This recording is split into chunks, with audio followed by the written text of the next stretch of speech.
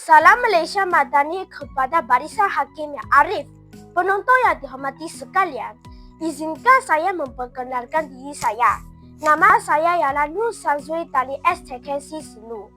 Tampilnya saya pada hari ini adalah untuk berkongsi buku cerita yang pernah saya baca.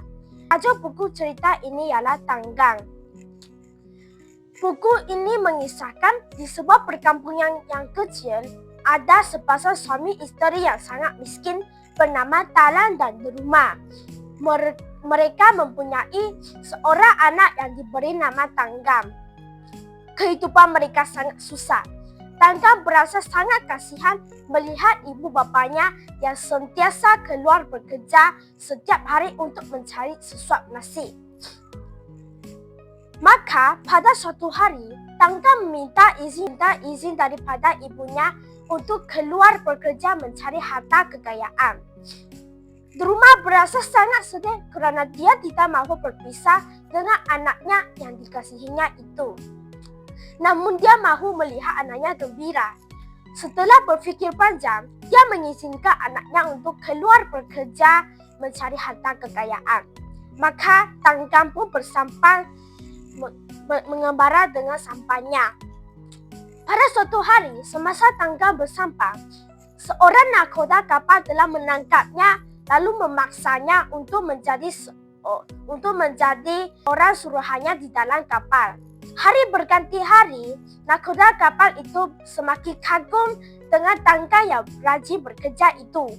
Dia telah mengambil Tanggang sebagai anak angkatnya dan dikawinkan dengan anak perempuannya. Setelah nakoda itu meninggal dunia, Tanggang mengambil tempatnya dan digelar sebagai nakoda Tanggang. Disebabkan oleh kemahirannya, nakoda Tanggang telah menjadi seorang saudagar yang kaya raya. Dia kini sudah lupa asal-usul dan ibu bapanya yang menantikan kepulangan anak mereka. Pada suatu hari, semasa Tanggang berlayar bersama isterinya, sebuah perahu yang kecil menuju ke arahnya. Alangkah terkejut dan malunya Tanggang melihat wajah pasangan tua miskin dan sudah uzur itu di depan matanya.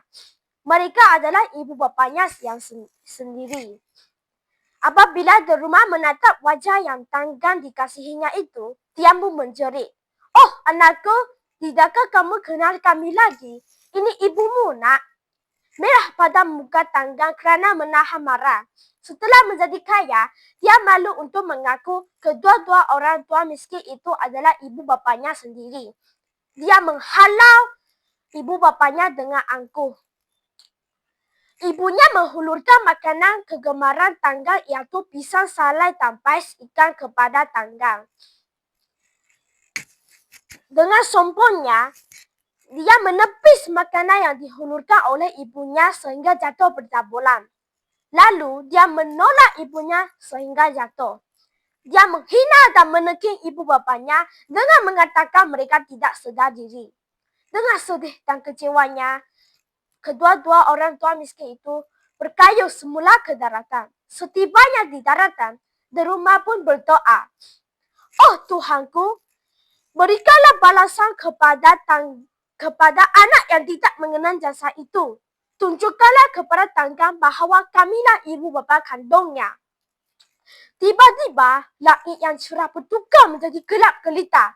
Ombak laut angin bertiup bagaikan taufan yang melanda. Ombak laut bergelora sambil memukul kapal Tanggang dengan kuatnya.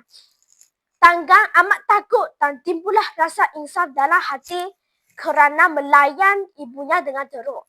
Dia sedar bahawa dia telah menderhaka ibu bapanya dan ribut yang melanda adalah balasan Tuhan kepadanya.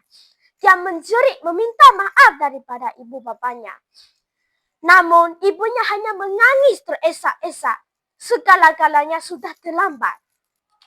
Tiba-tiba, kapal Tanggang yang dipukul oleh ombak bertukar menjadi sekutul batu yang besar. Inilah balasan yang diterima oleh anak yang menderhaka ibu bapanya.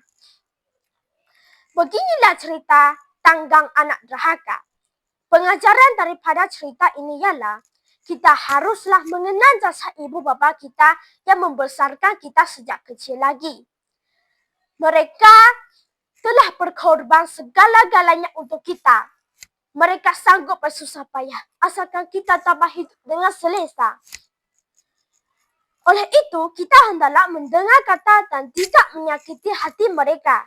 Balaslah jasa mereka apabila dewasa kelak. Janganlah jadi seperti Tangkam. Sekian, terima kasih.